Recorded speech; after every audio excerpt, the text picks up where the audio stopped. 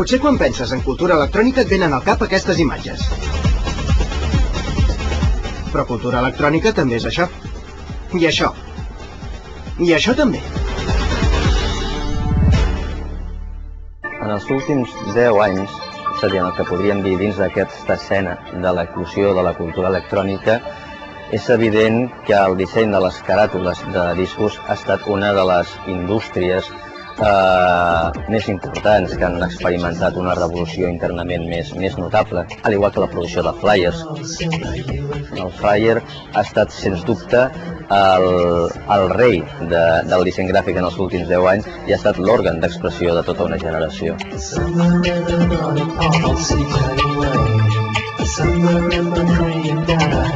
Per això és tan important una mostra com 10 anys de disseny gràfic, que es pot veure a Zona Hermàtica, perquè d'alguna manera, en aquesta sintètica exposició, es pot comprovar de quina manera aquesta cultura ha parlat.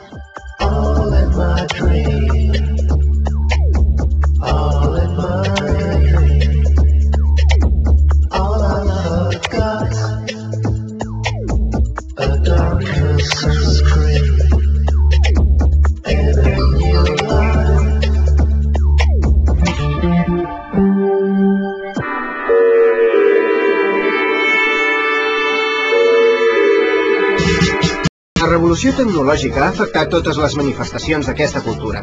L'ús dels aparells digitals ha canviat la música, el vídeo, els interactius i també el disseny gràfic.